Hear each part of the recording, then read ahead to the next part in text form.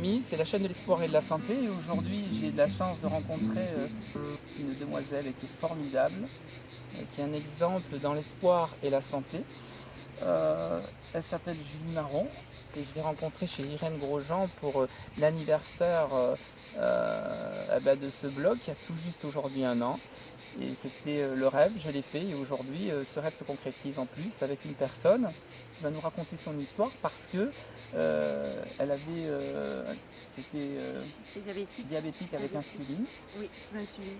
Voilà, alors tu habites, tu m'as dit, dans la région en Provence, c'est ça? Ouais. À quel endroit? À Barjac, exactement. À Barjac, Entre le Gard et l'Ardèche, en fait. ça marche. Et tu as une histoire vraiment que tout le monde veut connaître parce que tu as un espoir qui est pour moi merveilleux. C'est que tu as osé faire ce que l'on appelle un saut en parachute. C'est ça. C'est Et, un vrai saut en parachute, une chute il faut quoi. voilà. Et je vais demander à tous les gens dans ce monde entier qui nous regardent de raconter un petit peu ton histoire. Parce qu'au départ, tu n'avais une alimentation comme tout le monde, quelconque en plus, c'est ça? Oui, c'est ça, Sans savoir. sans savoir. Et un jour, on t'a dit que tu étais diabétique et qu'il fallait que tu prennes tes médicaments. Oui, il fallait que je mette des insulines parce que j'avais 6 grammes de sucre dans le sang, j'ai eu de 1 gramme. Et tous les jours, comment ça se passait? Tu devais, Donc c'était des piqûres 5 fois par jour, voilà. avant chaque repas. Et pendant combien d'années tu as fait ça? Ça a duré 5 ans. Voilà. Et après, qu'est-ce qui t'a fait changer à la fois en disant comment je dois faire? Qu'est-ce qui t'est arrivé en fait? J'ai rencontré un ami qui m'a dit tiens, tu devrais t'intéresser à l'alimentation vivante, ça pourrait t'aider pour ton diabète. Mais je ne croyais pas du tout que les fruits et légumes allaient aider. Qu'est-ce qui t'a décidé alors? C'est ça qui est intéressant. Qu'est-ce qui m'a décidé En fait, chaque fois que je mangeais des fruits et légumes, je me sentais de mieux en mieux. Donc, je sentais des améliorations. Donc, je me disais, c'est bien pour moi, c'est quelque chose de bon. Et je vais suivre cette voie en gardant mon insuline. Donc tu prenais plus de l'alimentation vivante, faut expliquer aux Oui. gens, en cru, Oui, en légumes ouais. et en fruits, Oui, oui. juste sans extracteur, simplement. Je faisais des jus de légumes. Ah voilà, c'est ça qui est intéressant, Ouais. avec extracteur Avec de jus. extracteur, je Très faisais des bien. jus de légumes. On t'avait appris ou c'est de toi-même un petit On peu? m'avait appris, j'avais un ami qui était dans l'alimentation vivante, donc il m'a dit tu devrais acheter un extracteur. Excellent. Donc il m'a un peu initié à ça, il m'a mis sur la voie en fait. Et pendant 1 an et demi, j'ai mangé comme ça. Mhm. J'ai supprimé les Pour féculents. l'instant, tu le faisais avec tes médicaments qu'on J'ai avait, les piqûres. j'ai gardé mon insuline. Ouais. D'accord. J'ai gardé mon insuline, j'ai fait des grosses crises d'élimination. Donc j'ai perdu beaucoup de poids. Mes cheveux sont tombés. J'ai des infections urinaires, des diarrhées, des nausées, des vomissements. Tout ça, c'était en fait des crises, des symptômes que mon corps voulait éliminer les toxines. Et ça a duré 1 an. Et puis en février 2016, là, De cette année, hein. ouais, Fantastique ça. j'ai rencontré Irène. 2010. 2017. Ah non, 2016. Non, pardon, 2016. Enfin, cette dans année. 2016, voilà. Oui, cette année. 2016. Cette année, Irène Grosjean, Irène on Grosjean, précise, on est chez Irène Grosjean en ce moment pour l'anniversaire. Je l'ai rencontrée et elle m'a dit Julie, tu vas guérir. J'ai dit mais Irène, c'est irréversible, c'est une maladie qui est irréversible. Elle m'a dit non, mais ton diabète, tu vas voir, tu vas guérir. Et j'ai commencé à faire ma première cure à l'huile de ricin. Et là, ça a été fabuleux parce que tout mon corps a pu éliminer les viscosités, les cols, et j'ai pu me libérer des cols. Ensuite de ça, j'ai fait des purges au crémagène pour éliminer les acides. Et à partir de ce moment-là, j'ai enlevé ma pompe à insuline.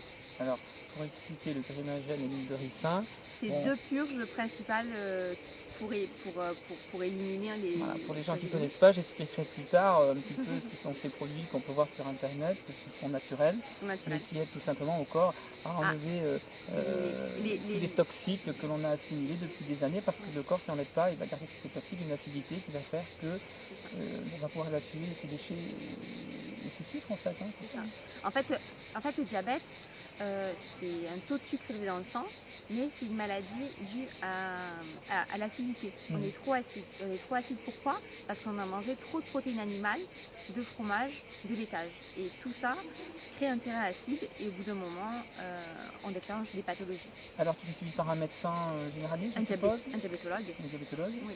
Et lui, il était contre ta façon de vouloir faire ou, Absolument. Ouais. Absolument. Il me disait que c'était très dangereux. que je n'allais absolument pas guérir. Parce que tu voulais enlever tes piqûres, arrêter tout ce système, parce que tu te sentais mieux. Et qu'avec tes purges à ce moment-là, tu t'es dit, il faut passer le cap, le plus difficile, je vais tout arrêter. Oui, parce qu'on a des infections urinaires, on a des diarrhées, on a des fortes nausées, on perd du poids, on a les cheveux qui tombent. Et tu as eu peur, comment ça se passe à ce niveau? Parce que c'est un courage et on se dit, on va en... Non, c'est pas possible, ça marche pas, je vais garder mon insuline, je vais pas pouvoir faire le saut. Comment ça se passe à partir de là? Parce que tu as tes souffrances, je veux dire, par rapport à... À partir de là, c'est le saut de la foi, en fait. Ouais. Et c'est ça que tu appelles le saut du parachute. C'est ça. Donc tu vas faire ce que tu m'as raconté. C'est comme si on faisait un saut, en fait, c'est comme si on faisait un saut en parachute et on n'a pas le parachute. Ouais, c'est là où tu me racontes que tu vas à la fois chez Irène et chez ton médecin.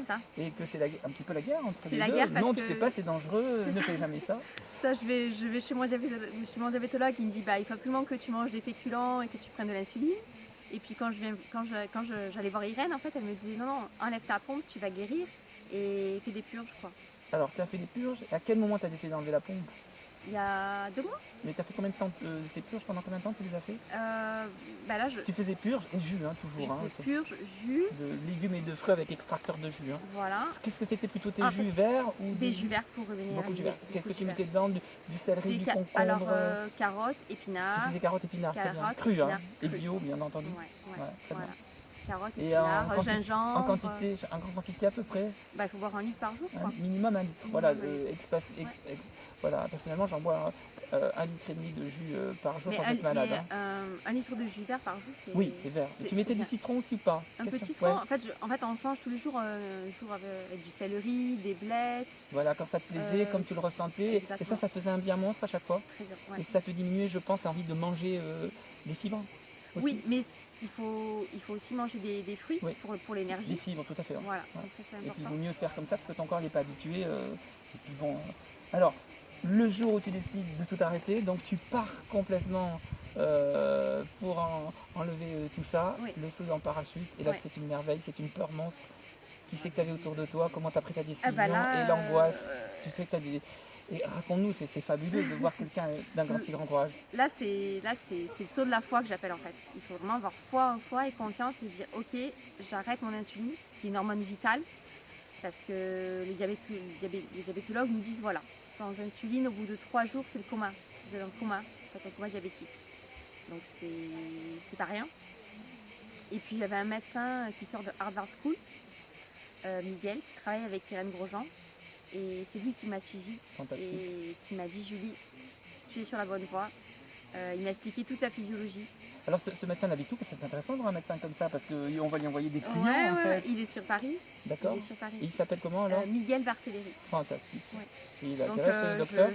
D'ailleurs dans cette vidéo je le remercie. Ouais. Et dis-nous, son cabinet, il est dans quel arrondissement? C'est grâce à lui. il consulte sur Paris. D'accord. Voilà. Paris même, en quel arrondissement? Paris même. Non, vous sachez-le, allez le voir. Miguel Barthéléry et donc fantastique. Lui, il est comment, végétarien, mange du cru? Comment ça se passe pour ce médecin? Oui, tout à fait. Lui, c'est un élève d'Irène Grosjean. Il a été, fantastique. Voilà, donc il a été éduqué par Irène et il connaît tout, quoi. Il connaît toute l'alimentation vivante. Donc maintenant, tu as tout arrêté. Le parachute, il dit j'arrête tout. Et là, l'angoisse, comment ça se passe après là? Ça a marché, pas marché, parce qu'au dernier temps, c'est une angoisse terrible. Il faut enlever cette angoisse et cette peur. Ouais. Le cœur a palpité, c'est bien passé? Alors au début c'était très drôle parce que je passais mes journées avec ma pompe à l'arrêt et je gardais ma pompe. Donc j'avais tellement peur que je gardais ma pompe sans insuline. Et j'ai passé des journées comme ça et j'étais terrorisée parce que je me disais mais comment ça va se passer, mon corps comment il va réagir quoi. Donc ça c'est le premier jour où tu décides. Et pendant cette angoisse pendant combien de temps? La nuit ou quoi? Comment tu faisais? Tu dormais ou quoi? Moi je me mets à ta place. Hein. non, je me levais le matin, je surveillais mon taux. Tu surveillais tout ça. Et ça se passait bien, surveillance? Ouais, ça se passait bien. Ça se passait bien. Donc tu continuais tes jus après, tu mangeais du cru en voilà, je faisais du sport, une activité physique aussi. Très bien. Voilà, pour éliminer les toxines. Excellent. Et boire un petit peu d'eau aussi? Je buvais beaucoup d'eau. Voilà, et puis aujourd'hui je continue à faire des purges. Alors, je suis sans insuline. Oui, avant d'arriver là, cette angoisse pendant combien de temps après? Et après tu as été de moins en moins angoissée au bout de combien de temps une fois que tu as fait tout ça? Franchement, ça a duré... 24 heures, 36 heures? Non, ça a duré plus que ça. Ça a duré beaucoup parce que j'ai fait des allers-retours.